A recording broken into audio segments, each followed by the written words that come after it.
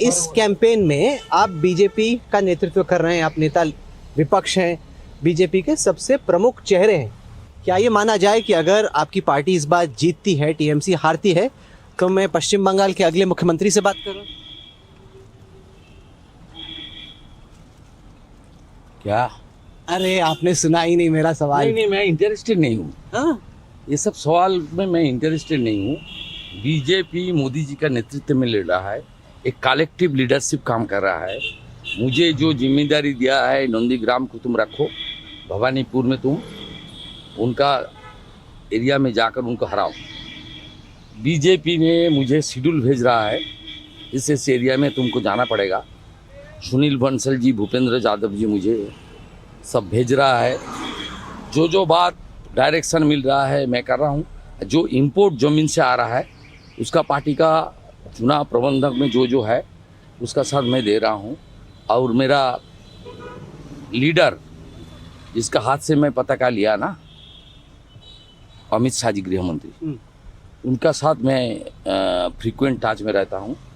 उन्होंने भी मुझे कुछ काम दे रहा है। और तो सीएम होने की कोई बात हुई है? मन ये सवाल तो उठता ही होगा, ये तो इम्पॉसिबल है किसी I am not interested. I am not interested. वो मोदी जी सेंट्रल लीडरशिप कोई बंगाली को बना देगा, कोई दिक्कत नहीं। पिछली बार आपने नंदीग्राम में एक बहुत टाइट फाइट में ममता जी को हरा दिया था, लेकिन दक्षिण बंगाल, वो भी कोलकाता, भवानीपुर, ये उनका गढ़ है, 56,000 वोट से जीती थी। क्यों आए आप इतना बड़ा पंगा लेने के लिए? लूट के जीता है। अब देख लेना क्या होगा, अब देख लेना। नंदीग्राम में भी 2019 जब मैं बीजेपी में नहीं आया, तब लोकसभा में बीजेपी के साथ टीएमसी का अंतर था 71,000। वो सिर्फ बीजेपी का लीड नहीं था, वह 64,000 मुसलमान था। सब ममता का है 100%। उन्होंने शुरू किया 64,000 से। मैं बीजेपी में आया, मेरा सब साथी बीजेपी पे नहीं आया। कुछ मेरा साथ एक गुट आया और एक गुट, बड़ा गुट रह गया। उसका बाद में पूरा मेहनत करके और गृहमंत्री खुद कैंपेनिंग किया और दूसरा सेंट्रल लीडरशिप, स्टेट लीडरशिप का मदद मिला। मैं 2000 वोट से करीब ममता बनर्जी को हरा दिया। अभी तो नंदीग्राम में 11 पंचायत बीजेपी का है, 2 ब्लॉक बीजेपी का है, 31 कोऑपरेटिव बीजेपी का है। अभी तो वहाँ बीजेपी का ऑर्गेनाइजेशन तगड़ा है। इसलिए मेरा सामने देखिए, मैं स्वामी विवेकानंद का धरती से आता हूँ। स्वामी विवेकानंद, उनका जितना भी वाणी है, जितना भी उन्होंने राइट अप किया है, उनके ऊपर जो मार्गरेट एलिजाबेथ भोगिनी निवेदिता से, स्वामी लोकेश्वरानंद जी से जो किताब आया है, सब में एक ही बात है, जो अपने ऊपर कॉन्फिडेंस नहीं है, वो स्वामी जी का कहना था, वो नास्तिक है। सेल्फ कॉन्फिडेंस सबसे बड़ा। मैं भवानीपुर में देख लिया, आज भी सुबह आप देखा ना, 3 किलोमीटर मैं पैदल चला 9 बजे से करीब 11:30 निकाल दिया आपने हमारा और हमारी पूरी टीम का भी। अच्छा, आप देख लिया किस तरीके से, वो तो रेडीमेड नहीं था।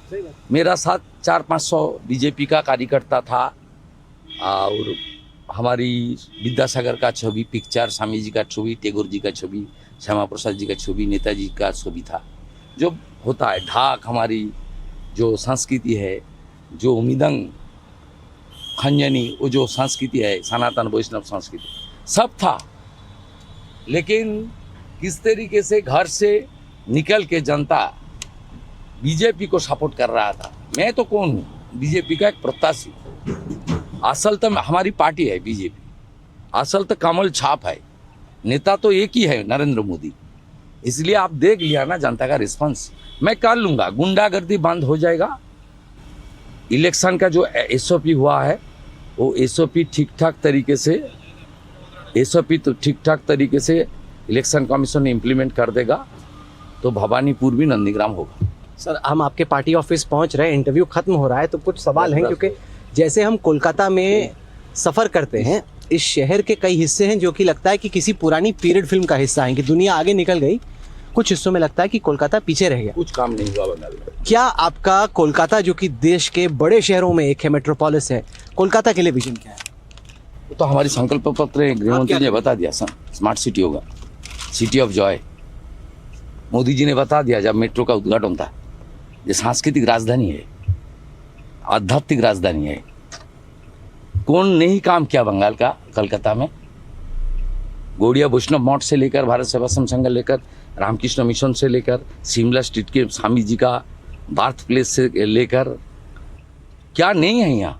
इस्कॉन मंदिर से लेकर कालीघाट मंदिर से लेकर रवि ठाकुर का जोड़ा साको से लेकर क्या नहीं है बताइए। मैं बताता हूँ, क्योंकि आपकी पार्टी इंडस्ट्रियलाइजेशन की भी बात करी। यहाँ लैंड पार्सल्स बहुत छोटे हैं, ज़मीन के हिस्से बहुत छोटे छोटे हैं, फ्रेगमेंटेशन हो गया है। और दूसरा, लेबर यूनियंस बहुत स्ट्रांग है, इसकी वजह से कोई इंडस्ट्री आने नहीं चाहती। ये एक लेगेसी इशू है, सीपीएम के टाइम पे भी था, तृणमूल के टाइम पे भी। आप कैसे चेंज करेंगे इसको? जैसे 21 राज्य में 20-21 राज्य में चेंज वो हुआ। अलग है सर। यहाँ गुजरात में, महाराष्ट्र में, मध्य प्रदेश में ज़मीन अवेलेबल है। यहाँ पे पॉपुलेशन डेंसिटी हाई है, लैंड अवेलेबिलिटी कम है। जमीन अवेलेबल है, जमीन अवेलेबल है।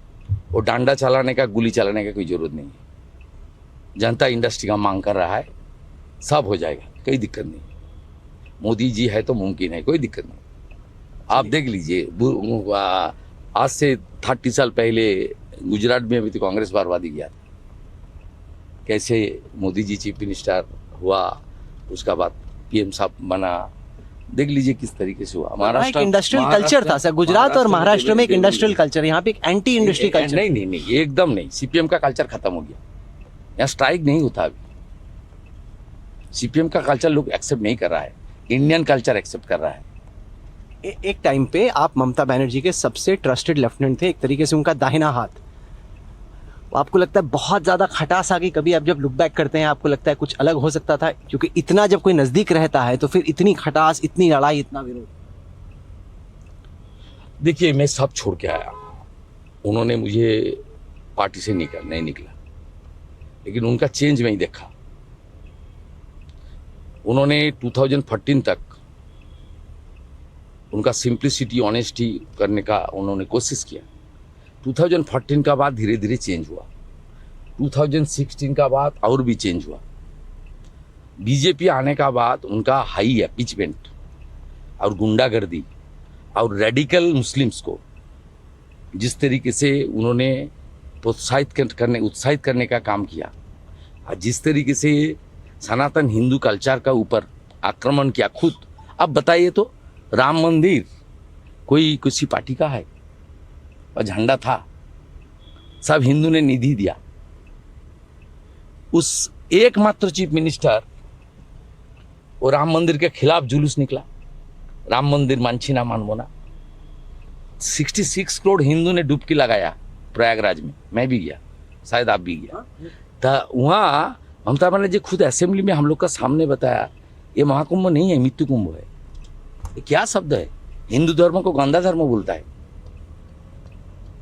ये तो मुसलमान से ज्यादा ममता बनर्जी हिंदू के ऊपर अत्याचार करता है। रामनवमी के ऊपर पत्थरबाजी से लेकर काली ठाकुर को पुलिस का प्रिजन वैन में उठाना, इतना गलत काम किया। इस बार जाने वाला है, मान लीजिए।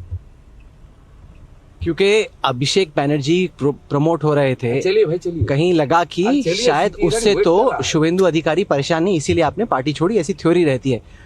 ऐसी भी आप ही की पार्टी सर्कल में चर्चा हो रही कि अगर आपकी पार्टी की सरकार आती है तो अभिषेक बैनर्जी को जेल भेजना आपकी बहुत बड़ी प्रायोरिटी है, ऐसा है क्या? देखिए, ये कोई नाम लेकर नहीं बताना चाहिए। Honourable respected prime minister, respected home minister, respected national president, सब ने बताया कानूनी तरीके से कार्रवाई होगा। हमारा संकल्प पत्र में 2 स्पेसिफिक कमेंट ऑनरेबल गृह मंत्री जी ने किया। एक, जितना भी महिला के ऊपर अत्याचार हुआ, रिटायर्ड सुप्रीम कोर्ट जज से एक कमीशन होगा और कार्रवाई होगा। दूसरा, जितना भी इंस्टीट्यूशनल करप्शन हुआ उसके खिलाफ हाई कोर्ट का रिटायर्ड जज से कमीशन होगा, और जो गिल्टी मिलेगा, जिसको सबूत है जिनका, उसको जेल के पीछे हम लोग डालने का काम करेगा कानूनी तरीके से। ये कोई खराब नहीं है, बीएनएस की है, और हमारी ये 2 कमिटमेंट हमारी संकल्प पत्र में है। कोई इंडिविजुअल के खिलाफ मैं कुछ नहीं बताऊंगा। शुभेंदु दा, इस इंटरव्यू में मैंने कई गुगलीज आपकी तरफ फेंकी। आप हर बॉल को स्ट्रेट बैट से खेल रहे हैं, कहीं एज नहीं हो रहे हैं आप? नहीं नहीं, फिसल नहीं तो रहे हैं आप कहीं? नहीं, मैं सब काम हम स्पॉन्टेनियस करता हूँ। मेरा संसदीय राजनीति का लंबा एक बहुत बड़ा लंबा चौड़ा बहुत टाइम फ्रेम है। इसमें मैं कभी इंग्लिश, हिंदी, बंगाली, हिंदी हमारी पूरा ठीक नहीं है, लेकिन हिंदी, इंग्लिश, बंगाली स्पॉन्टेनियस ही बात करता हूँ। कोई असेंबली और पार्लियामेंट के अंदर कोई इंटरव्यू, कोई टॉक शो, कोई बाइट देने के लिए मेरा कोई एक्स्ट्रा प्रिपरेशन की ज़रूरत नहीं होता है। मैं 24/7 जनता का काम करता हूँ थ्रू पॉलिटिक्स। शुभेंदु अधिकारी जी, आपने एनडीटीवी के वक्त टॉक के लिए वक्त निकाला, बहुत बहुत धन्यवाद आपका और बहुत शुभकामनाएं आपको। Thank you. नमस्कार, अच्छा रहिए। भारत माता की जय।